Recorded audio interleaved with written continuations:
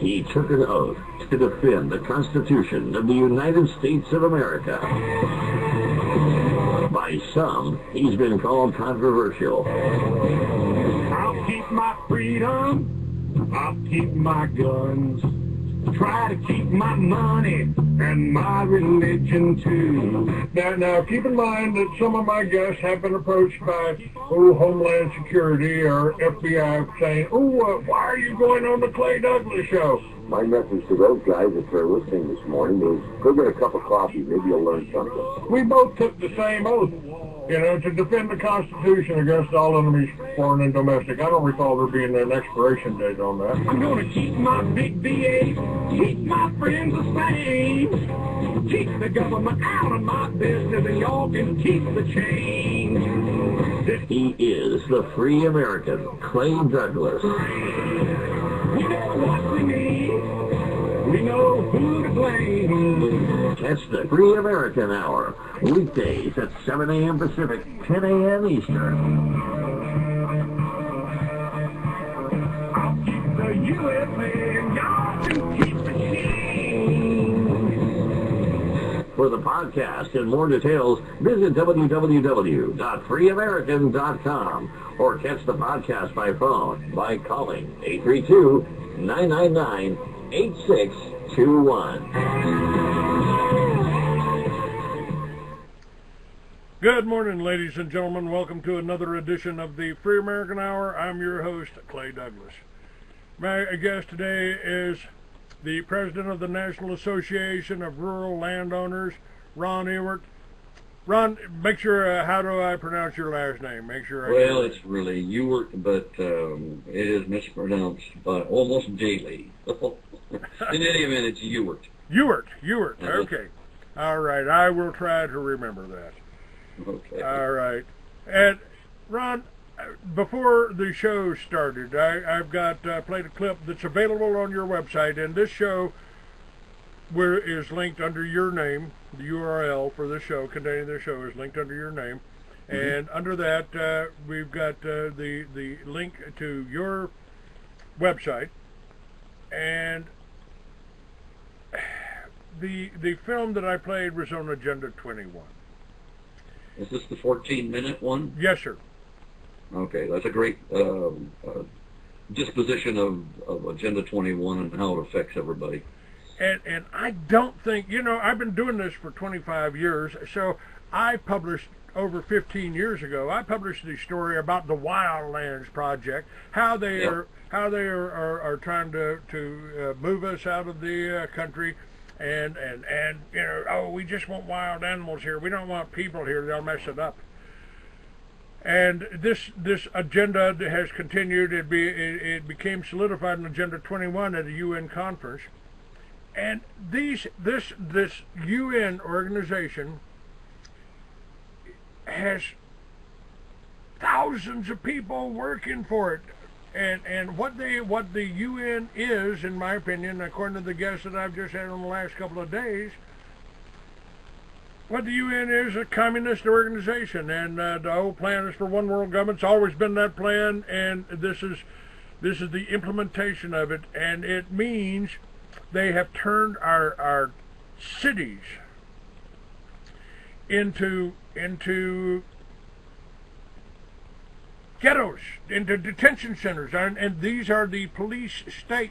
How many of you folks still feel really good and comfortable when you see a police car get ready? And they are instigating that too, folks. Ron, tell me if I'm hitting anything wrong here. They are trying to separate the people from the police. They're trying to alienate. They're trying to make a confrontation. They're trying to create confrontation because they fund both sides of every conflict. Well, it's a matter of intimidation. Remember, we're a country of 310 million people. 310 million people rise up. That's quite a force. And so by local intimidation through the police force, by regulation. Are you there? Hang on. Regulation after regulation and the enforcement of those regulations, they intimidate the people. And most people, as I have written before, all they really want to do is live free and in peace. They don't want to be bothered by anybody, especially the rural people. They just want to be left alone. And on numbers of occasions, here in King County, that incorporates Seattle, I have given testimony in front of the county council saying, look, you know, you've got all kinds of people that want something from you. Us rural people don't want anything from you. We want to be left alone. But they won't leave us alone. And this is what rural people are finding all over the United States. We get telephone calls and emails every week from people who are up against it with the government in some form or another.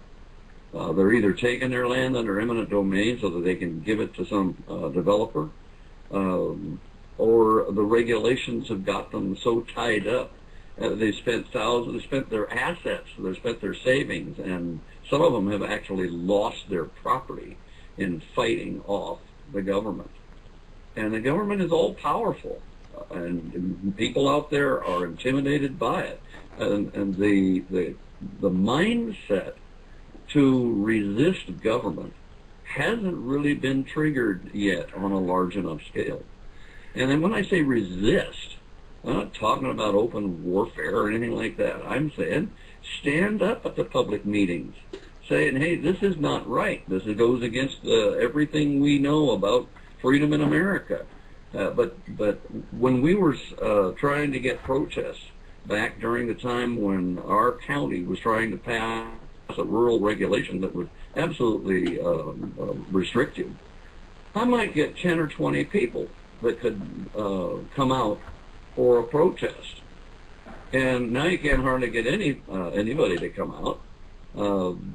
We got the media to come out and cover our protests, but after a couple of them, they ignored us.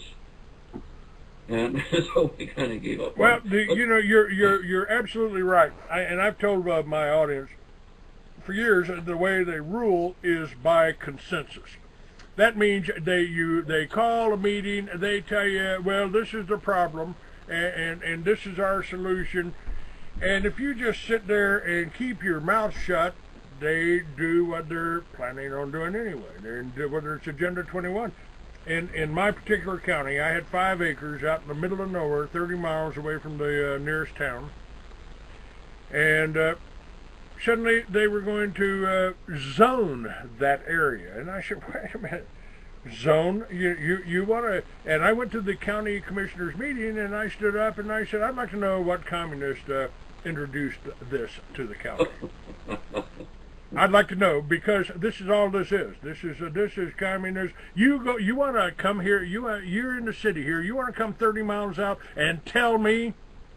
And by the way, the guy, some guy sitting beside me in a little suit, he held up his hand, and I turned on him. I said, "You want to come out and try to tell me what I can do on my own property from the city here? What are you trying to do? Get someone killed?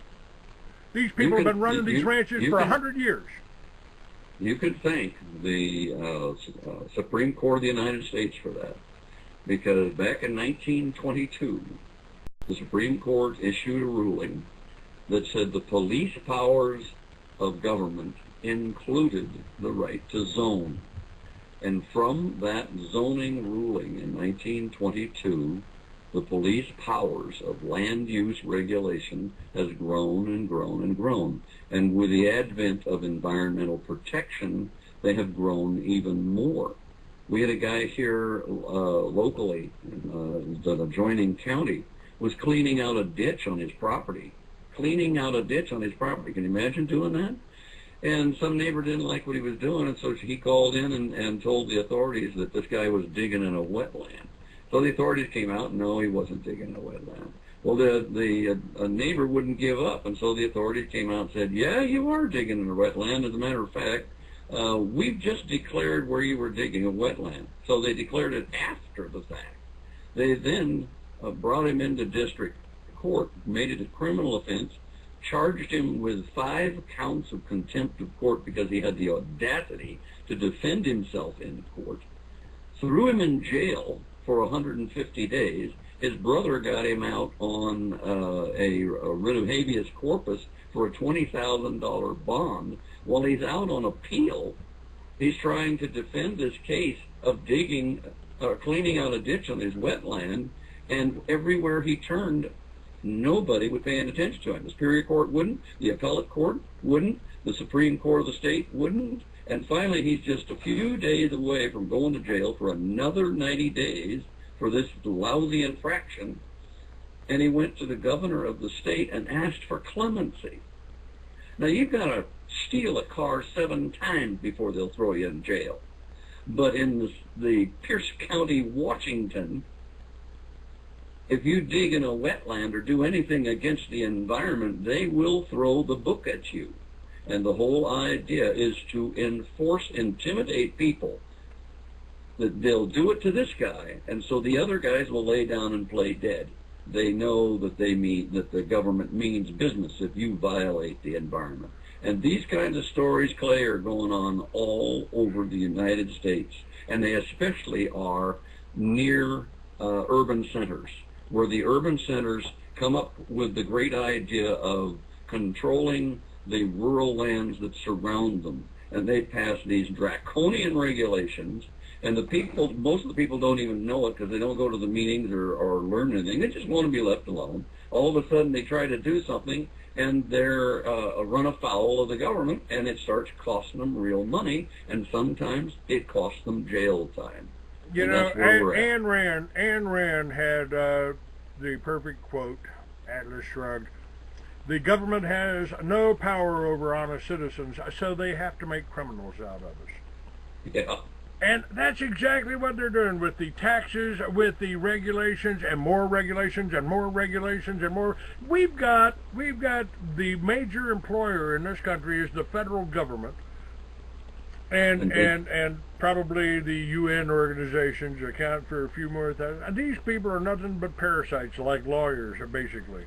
And they're living off of our money. Yes, sir. Our income. And it's worse. It's actually worse than that. We, the American people, because of our ignorance, are financing every communist, every participant in this whole one world government plan in the UN. I mean, when the Soviet Union broke up, all that did is give about, another dozen communist countries in the UN? Yeah. The UN is... This goes back 100 years to... right along... wait a minute, 100 years? That's right along the same timeline as the Federal Reserve took over our money. And we are financing, we are giving money away. It's called foreign aid. Giving money away to 150 countries around the world, including China and Russia. We're giving taxpayer dollars to that. Yeah, it's not a giant share of the budget, because the giant share of the budget is entitlements and buying off American citizens so they'll vote for the Liberal Party. But as I said, this goes back to Woodrow Wilson. Woodrow Wilson didn't like the Constitution. He invented the League of Nations. The League of Nations fell flat on its face. But after the Second World War, they said, hey, we got to put together some kind of an organization that prevents us from ever having a world war again. Well, 17 resolutions didn't stop Saddam Hussein from killing off his people and doing all kinds of other things. They are a toothless organization. They are probably one of the most corrupt organizations that ever existed. And we're spending 22% of their budget out of our tax dollars to support this organization made up of 196 nations. About 190 of them would dearly love to see America fall into the Atlantic Ocean or the Pacific Ocean. And Agenda 21, that happened in 1992 under the auspices of the United Nations. And our great President George Herbert Walker Bush signed on to the doggone thing. He was a great supporter of the UN. And then along came Clinton, And Clinton codified Agenda 21 into American law without a treaty being debated or ratified by the Congress by creating a Commission on Sustainable Development, which the word sustainable comes right out of Agenda 21, and it's a communist definition. And this goes on and on and on. And you got my article the other day when I discovered that Agenda 21 was fully embedded in the Department of Ecology in the state of Washington with a full listing of Agenda 21 policies within their mission statement and their framework. And so I sent out that article that included my letter to them indicating that, hey, their allegiance is to the state Constitution and the Constitution of the United States. They don't have any allegiance to the UN Charter or Agenda 21. But that's not stopping these people. It's only the people in the United States can stop this onslaught of essentially turning America into a socialist utopia under the auspices of social justice and environmental justice, or environmental protection of some kind or another. This is a UN idea created in the UN, and a lot of it is designed to strip America of its wealth, its resources, and its sovereignty, and merge it into a world-type government. I believe this with all my heart.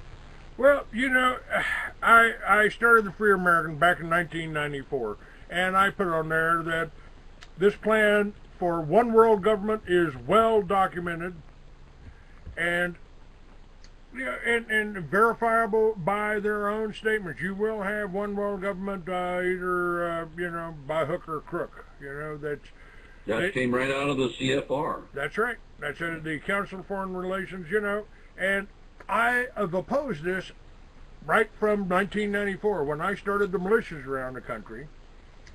And to this day, that is still the only answer for you folks, is for you to become the soldiers that our founding fathers were. It's the only way to do it. And what I've tried to do is put the veterans together, because the veterans are being demonized right now. Anytime a communist regime takes over, Ron, confirm this, please.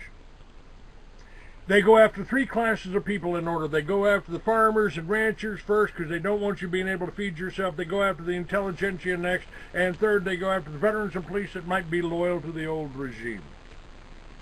And you're absolutely right, because that is the source of the people power.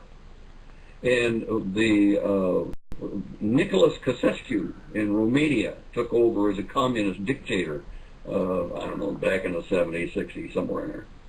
And the first thing he did was to yank every single farmer off of his land and put them in apartments in the big cities where he could control them. And then he essentially forced them into labor to operate their own farms to provide the food. Because farmers, ranchers, people who live in the rural areas are independent. And that is where revolutions are started, is by independent people who think that they still are free.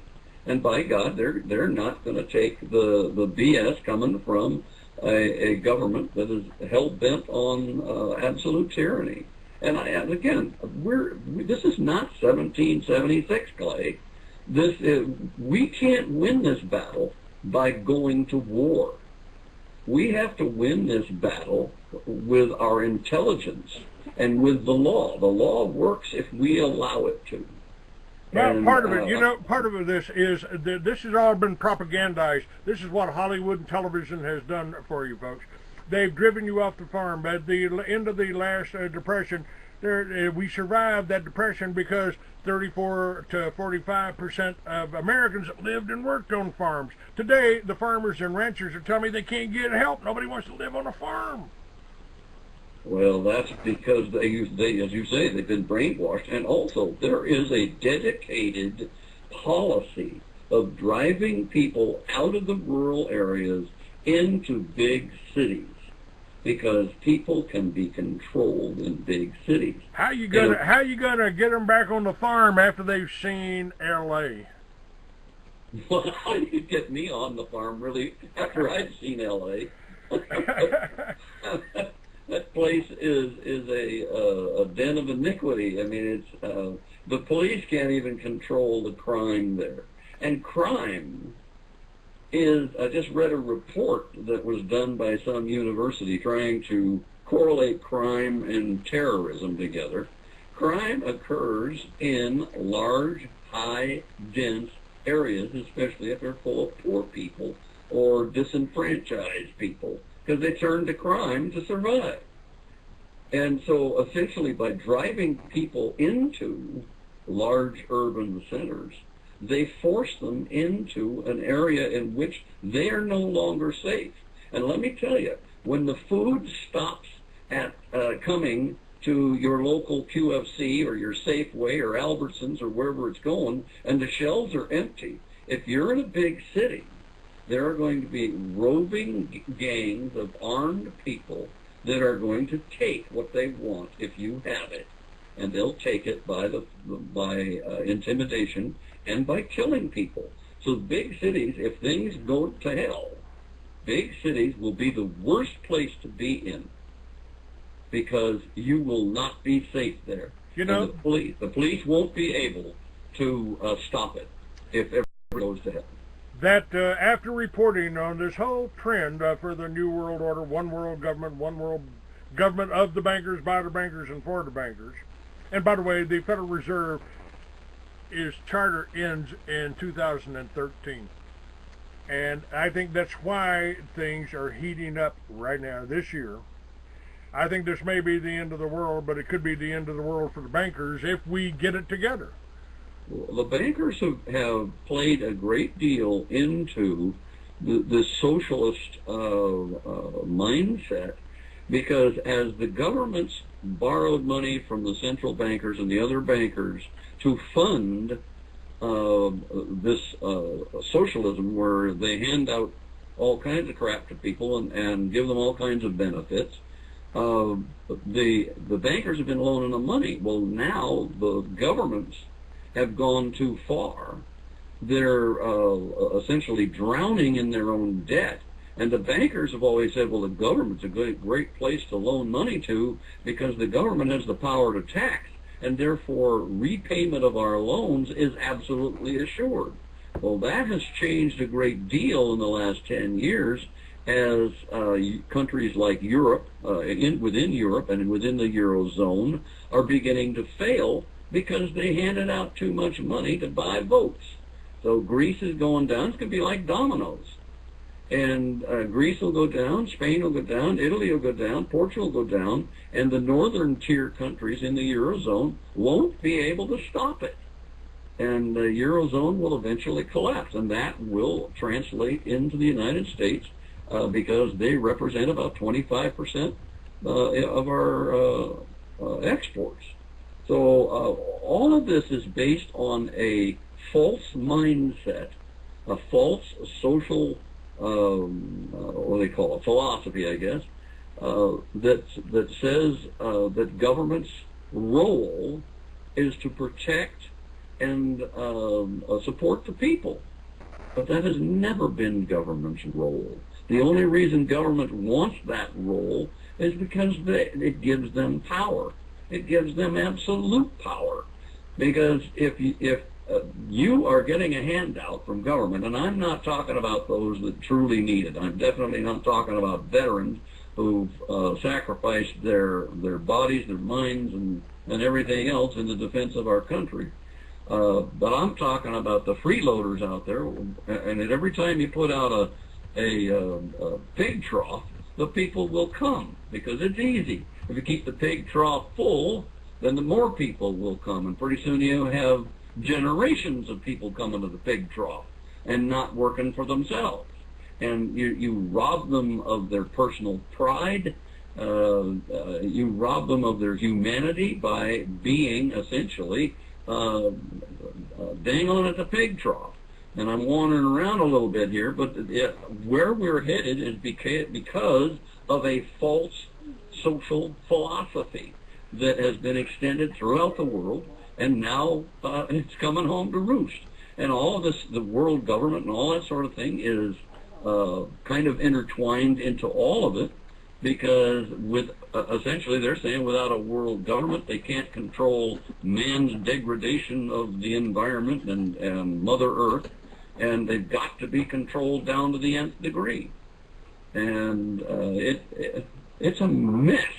And from my perspective, I'm not sure that anybody can change it until it collapses.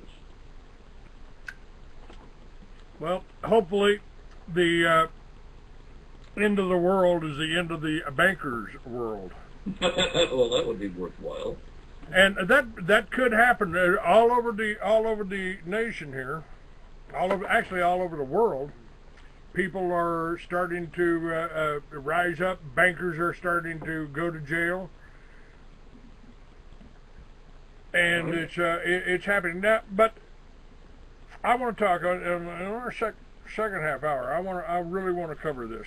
I've got an opportunity right now to establish something that I've talked about for the last 10 years in the Free American many times, and it's the concept I call Liberty Villages. Now, after looking at this, watching how do we fight? How do we take our grievances to Brussels?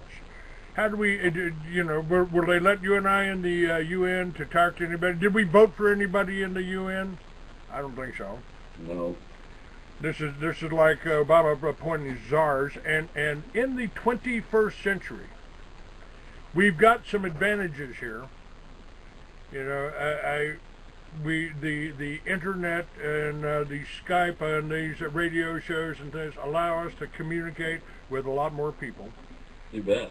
And it's beginning to show. It's like the mainstream is reporting on what we talked about 10 years ago. Now. And the concept behind Liberty Villages is, we can't fight tanks. We don't have jets. We don't have helicopters. But by God, we can grow our own food. We can defend our own property. We can defend our own neighborhood if we've got other neighbors around to help us if we're doing the right thing. And farming is the basis. The self-sufficient family farm is the basis of every civilization. And I've asked people, why do you need a 2,000 square foot house? Do you just need all of that stuff?